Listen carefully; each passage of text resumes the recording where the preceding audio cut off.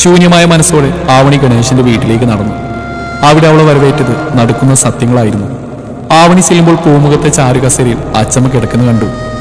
അച്ചമ്മേ, അവൾ നീട്ടി വിളിച്ചു. അവളുടെ ശബ്ദം കേട്ടു അവർ കണ്ണുകൾ തുറന്നു. ആവണിയുടെ വരവ് അവരൊട്ടും പ്രതീക്ഷിച്ചിരുന്നില്ല. ആ മോളെ, കയറി വാ. അവരവളെ ക്ഷണിച്ചു. ആവണി വരാന്തയിലേക്ക് കയറിയിരുന്നു. അച്ചമ്മക്ക് സുഖാണോ? ഇവിടെ കുഴപ്പമൊന്നുമില്ലല്ലോ. എനിക്ക് കുഴപ്പമൊന്നുമില്ല. നീ എന്താ പതിവില്ലാതെ ഈ വഴിക്ക്? അവർ ചോദിച്ചു. അച്ചമ്മയെ കാണാൻ വേണ്ടിയാ ഞാൻ വന്നത്. എന്താ വിശേഷിച്ച്? തെല്ല ആകാംക്ഷയോടെ അവർ ആരാഞ്ഞു. ഒരു നിമിഷം അവിടെ കണ്ണുകൾ നിറഞ്ഞു വന്നു. അത് പിന്നെ അച്ചമ്മയെ സുധിയായിട്ട് എന്നെ ഡിവോഴ്സ് ചെയ്യാൻ തീരുമാനിച്ചു. വക്കീലിനെ കണ്ടിട്ട് വരുന്ന വഴിയാ. ഒരാഴ്ച പോയി ഡിവോഴ്സ് പെറ്റീഷൻ തയ്യാറാക്കിയിട്ട് വിളിക്കാമെന്ന് അഡ്വക്കേറ്റ് പറഞ്ഞു. ഡിവോഴ്സ് പേപ്പറിൽ സൈൻ ചെയ്ത് കഴിഞ്ഞാൽ പിന്നെ ഞാൻ ആ വീട്ടിൽ തുടരേണ്ട ആവശ്യം വരുന്നില്ലല്ലോ. 6 മാസം കഴിഞ്ഞാൽ കോടതിയിൽ പെറ്റീഷൻ സമർപ്പിക്കും. അമ്മയുടെ അടുത്തേക്ക് പോകാനുള്ള ധൈര്യം ഇല്ലായിട്ടാ ഞാൻ ഇങ്ങോട്ടേക്ക് വന്നു. അച്ഛമ്മ കൂടെ വരികയാണെങ്കിൽ നമുക്ക് ഏതെങ്കിലും വീട് വാടകയ്ക്കെടുത്ത് താമസിക്കാം. പിന്നീട് അമ്മയെ കാര്യങ്ങൾ പറഞ്ഞ് മനസ്സിലാക്കിയ ശേഷം അങ്ങോട്ടേക്ക് പോവാം. അവിടുന്ന് ഇറങ്ങിയാൽ പിന്നെ എനിക്ക് പോവാനൊരു ഇടല്ല. ഇടറിയ സ്വരത്തിൽ അവൾ അച്ഛമ്മയോട് പറഞ്ഞു. ഒരു പൊട്ടിച്ചിരിയായിരുന്നു അവരുടെ മറുപടി. അവരുടെ ഭാവമാറ്റം കണ്ട് ആവണി പകച്ചുപോയി. നന്നായി, നിനക്ക് ഇത് തന്നെ കിട്ടണം. ഞാൻ കൂടെ വരുന്ന സ്വപ്നം കണ്ടാണ് ഇങ്ങോട്ട് വന്നെങ്കിൽ എന്റെ മോൾ അതങ്ങ് മറന്നേക്ക്. അച്ഛമ്മയെ സ്നേഹം നടിച്ചെന്നെ പറ്റിക്കായിരുന്നു അല്ലേ? ഇതിന് മാത്രം ഞാൻ എന്ത് തെറ്റാ നിങ്ങളോട് ചെയ്തേ? സ്നേഹം നടിച്ച് നിങ്ങൾ അടുത്ത് കൂടിയപ്പോൾ ഞാനതിൽ വീഴാൻ പാടില്ലായിരുന്നു. എന്ന് ഞാൻ എൻ്റെ അമ്മയുടെ വാക്ക് ധിക്കരിച്ച് നിങ്ങളുമായിട്ട് ബന്ധം സ്ഥാപിച്ചു. അന്ന് തുടങ്ങി എൻ്റെ കഷ്ടകാലം. ആവണിക്ക് എന്തെന്നില്ലാത്ത കുറ്റബോധം തോന്നി. നിന്ന് പ്രസംഗിക്കാതെ ഇറങ്ങിപ്പോടി എൻ്റെ വീട്ടിൽ നിന്ന്. അച്ഛമ്മളെ കഴുത്തിന് പിടിച്ച് പുറത്തേക്ക് തള്ളി. ശേഷം അവർ അകത്ത് കയറി വാതിലടച്ചു. നിലതെറ്റി ആവണി മുറ്റത്തേക്ക് വീണു. ആ രംഗങ്ങൾ കണ്ടുകൊണ്ടാണ് ഗണേശന്റെ ഭാര്യ സുധ കയ്യിൽ സാധനങ്ങളുമായി അങ്ങോട്ടേക്ക് വന്ന്. അയ്യോ മോളെ, എന്തു പറ്റി? കയ്യിലിരുന്ന സാധനങ്ങൾ നിലത്തിട്ട് അവർ ഓടി വന്ന് അവളെ പിടിച്ചു. സുധ അവളെ പിടിച്ചെഴുന്നേൽപ്പിച്ചു. ആവണി ദേഹത്ത് പറ്റിയ മണ്ണ് തൂത്ത് കളഞ്ഞു. മോൾ എന്തിനാ ഇങ്ങോട്ടേക്ക് വന്നു? മോൾക്ക് ഇനി അവരുടെ തനി സ്വഭാവം മനസ്സിലായിട്ടില്ലാന്നുണ്ടോ? അലിവോടെ സുധ ചോദിച്ചു. കുഞ്ഞമ്മേ, എനിക്കറിയില്ലായിരുന്നു ഈ നിമിഷം വരെ അച്ഛമ്മക്ക് ഈ വിവാഹത്തിൽ പങ്കുള്ള കാര്യം. സങ്കടത്തോടെ അവൾ അവരെ നോക്കി പറഞ്ഞു. എന്റെ മോളെ, നിന്നെ കരുതിക്കുട്ടി എല്ലാവരും കൂടി ചതിച്ചതാ. സുധീഷിന്റെ അമ്മയുടെ കമ്പനിയിലെ മാനേജറാണ് നിന്റെ കൊച്ചച്ഛൻ. പണ്ട് സുധീഷിന്റെ അമ്മയുടെ അച്ഛനും നിന്റെ അച്ഛൻ്റെ അച്ഛൻ തമ്മിൽ ബിസിനസ് പാർട്ട്ണറായിരുന്ന കാര്യങ്ങൾ നിനക്കറിയാലോ. പിന്നീട് മോളുടെ അച്ചാച്ചന്റെ മരണശേഷം ബിസിനസ് 2ആയി ഭാഗിച്ചു. നിന്റെ കൊച്ചച്ഛൻ ബിസിനസ് നോക്കി നടത്തി കടത്തിൽ മുങ്ങുന്ന സമയത്ത് സുധീഷിന്റെ അമ്മ അവരുടെ കമ്പനിയിൽ അദ്ദേഹത്തിന് മാനേജറായിട്ട് ജോലി നൽകിയത്. പിന്നീടാണ് അവളുടെ മകനും മോളായിട്ടുള്ള വിവാഹം നടത്തി കൊടുത്ത 25 ലക്ഷം രൂപ നൽകാന്ന് ഓഫർ നൽകിയത്. അതിനായി നിന്റെ അച്ഛൻ ഒരിക്കൽ കെണിയിൽ നീ വീഴുകയും ചെയ്തു. പെട്ടെന്നൊരു ദിവസം സ്നേഹം നടിച്ച് അവർ അടുത്തുകൂടിയപ്പോൾ മോള് മനസ്സിലാക്കണമായിരുന്നു അതിന് പിന്നിൽ എന്തെങ്കിലും ചതി ഉണ്ടാവുമെന്ന്. മോളുടെ അമ്മയെയും മോളെയും തമ്മിൽ തെറ്റിച്ചാൽ മാത്രമേ അവരുടെ ഉദ്ദേശം നടക്കുമെന്ന് അവർക്കറിയായിരുന്നു. മോളും അമ്മയും തമ്മിൽ വഴക്കിട്ട് പണങ്ങാൻ വേണ്ടിയാ ഒരു നുണക്കഥ പറഞ്ഞ് അവർ നിന്നെ വിശ്വസിപ്പിച്ചത്. നീ സൗഭാഗ്യ പ്രസവിച്ച മകളല്ല എന്ന്. ചെറുപ്പം മുതൽ അമ്മക്ക് നിന്നോട് അകൽച്ചയാണെന്ന് നീ പറഞ്ഞവർ മുതലെടുത്തു. മോളും അമ്മയായിട്ട് മാനസികപരമായിട്ട് ഒരു അടുപ്പിൽ നിന്ന് മോളിൽ നിന്ന് മനസ്സിലാക്കിയ ശേഷമാണ് നിന്റെ കൊച്ചച്ഛനും അച്ഛമ്മയും കൂടി ആലോചിച്ച് ഇങ്ങനൊരു നീക്കം നടത്തിയത്. അതിലവരെ വിജയിക്കുകയും ചെയ്തു. ദുരഭിമാനിയായ നിന്റെ അമ്മക്ക് ഒരിക്കലും സ്വന്തം മകൾ തന്റെ വാക്കുമറിയടന്ന് അച്ഛന്റെ വീട്ടുകാരുമായി ബന്ധം സ്ഥാപിക്കുന്ന ഉൾക്കൊള്ളാൻ കഴിയില്ലെന്ന് ഇവർക്ക് അറിയായിരുന്നു.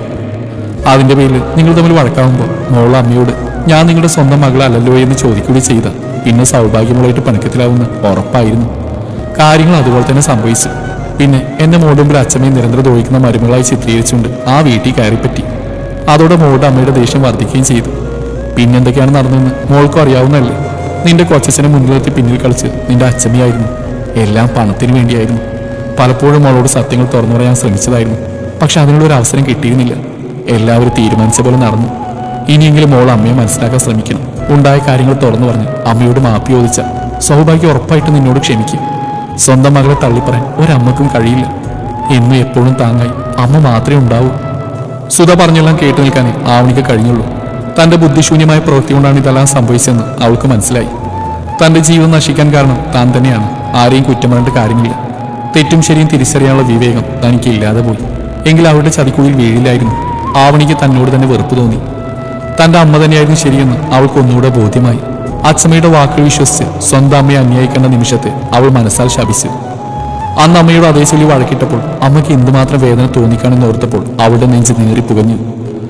അറിവില്ലായ്മ കൊണ്ട് ചെയ്തു പോയ തെറ്റുകൾക്ക് അമ്മയുടെ കാലിൽ വീണ് മാപ്പിരക്കാൻ അവൾ അതിയായിട്ട് ആഗ്രഹിച്ചു. പക്ഷെ ആവണിക്ക് അമ്മയുടെ മുന്നിലേക്ക് ചെല്ലാനുള്ള ധൈര്യമില്ലായിരുന്നു. സുധയോട് യാത്ര പറഞ്ഞ് അവൾ സുധീഷിന്റെ വീട്ടിലേക്ക് പോയി. വീട്ടിലേക്കുള്ള യാത്രയിലുടനീളം ആവണിയുടെ മനസ്സ് സ്വയം കുറ്റപ്പെടുത്തിക്കൊണ്ടിരുന്നു.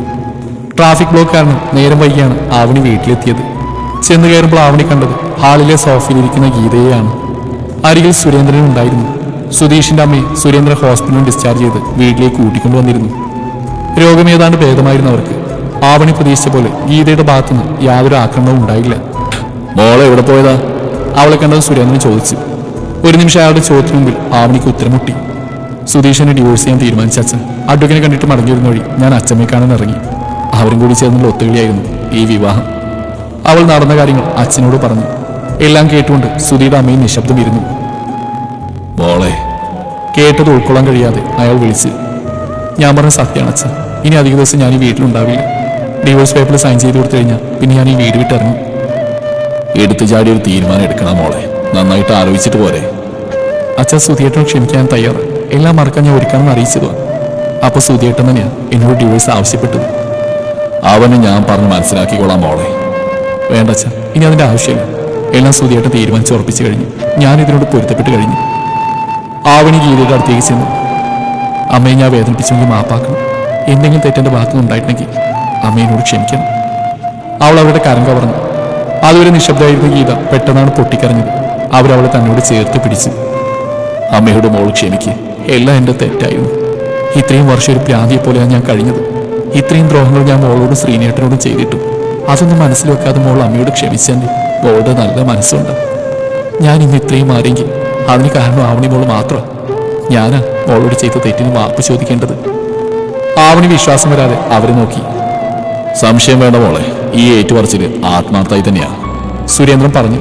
ആവണിക്ക് എന്തെന്നില്ലാത്ത സന്തോഷം തോന്നി. ഒരാഴ്ച കടന്നുപോയി. അന്നൊരു തിങ്കളാഴ്ചയായിരുന്നു.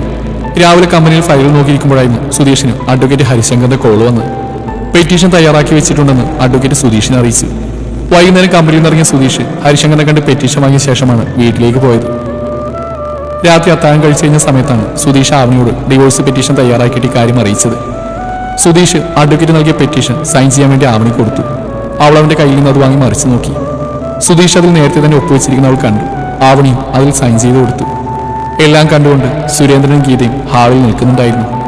ഇതിനോടകം തന്നെ ഇരുവരും മകനെ പറഞ്ഞ് മനസ്സിലാക്കാൻ ആവതും ശ്രമിച്ച് പരാജയപ്പെട്ടിരുന്നു. സുധീഷ് തന്റെ തീരുമാനത്തിൽ ഉറച്ചെന്നെ നിന്നു. അതോടെ ഇരുവരും പിൻവാങ്ങി. മകന്റെ വിവാഹ ജീവിതം കൺമുമ്പിൽ അവസാനിക്കുന്ന കണ്ടു നിൽക്കാൻ മാത്രമേ അവർക്ക് കഴിഞ്ഞുള്ളൂ. എല്ലാത്തിനും കാരണക്കാരി താൻ തന്നെയാണല്ലോ എന്ന കുറ്റബോധം ഗീതയെ വേട്ടയാടിക്കൊണ്ടിരുന്നു. ആ രാത്രി സുധീഷ് വൈകി ആ വീട്ടിൽ ആരും ഉറങ്ങിയിരുന്നില്ല. കൊണ്ടുപോവേണ്ട സാധനങ്ങൾ രാത്രി തന്നെ ആവണി ബാഗിലാക്കി വെച്ച് പിറ്റേന്ന് രാവിലെ അവൾ മൂവരോട് യാത്ര പറഞ്ഞ് ഇറങ്ങാൻ തയ്യാറായി. സുരേന്ദ്രനും ഗീതക്കും അവളെ തടയണമെന്നുണ്ടായിരുന്നു. പക്ഷെ ആവണി തന്റെ തീരുമാനത്തിൽ ഉറച്ചു നിന്നു. അവളെ അതിൽ നിന്നും പിന്തിരിപ്പിക്കാൻ കഴിയില്ലെന്ന് അവർക്ക് ബോധ്യമായതുകൊണ്ട് ഇരുവർക്കും നോക്കി നിൽക്കാനേ കഴിഞ്ഞുള്ളൂ. ആവണിയുടെ തീരുമാനത്തിനോട് സുധീഷും യോജിച്ചു. അവൾ അവിടുന്ന് പോകുന്നത് തന്നെയാണ് നല്ലതെന്ന് അവനും തോന്നി.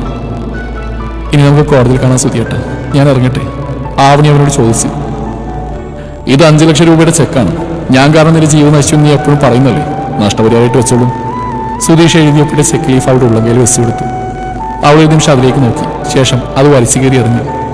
നിങ്ങളുടെ പണം എനിക്ക് വേണ്ട. എനിക്കുണ്ടായ നഷ്ടം ഞാൻ സഹിച്ചോളാം. എന്റെ ജീവിതത്തിന് വിലയിടാൻ മാത്രം നിങ്ങൾ വളർന്നിട്ടില്ല. ആവണി പിന്തിരിഞ്ഞിറങ്ങി. ആവണി, ഒരു നിമിഷം, പിന്നിൽ നിന്ന് സുധീഷ് വിളിച്ചു. അവൾ തിരിഞ്ഞവർ നോക്കി. എന്താ? ഞാൻ കെട്ടിയ താലി കൂടി അഴിച്ചു വെച്ചിട്ട് പോയിക്കോ. അവളുടെ കൈകൾ കഴുത്തിലെ താലിയിൽ മുറുകി. കെട്ടിയ ആൾ തന്നെ അത് അഴിച്ചെടുത്തോളൂ. ആവണിയുടെ ഒച്ച ഹാളിൽ മുഴങ്ങി കേട്ടു. സുധീഷ് നടന്നു വന്ന് അവളുടെ കഴുത്തിൽ കിടന്ന താലി അഴിച്ചെടുത്തു. അത് കണ്ട് സാരിത്തുമ്പ് വായിലേക്ക് അമർത്തി ഗീത വിങ്ങിപ്പൊട്ടി. സുരേന്ദ്രൻ ഭാര്യയെ ചേർത്ത് പിടിച്ചു. പിന്തിരിഞ്ഞു നോക്കാതെ ആവണി ആ വീടിന്റെ പടിയിറങ്ങി. എങ്ങോട്ടാണെന്ന് അറിയാതെ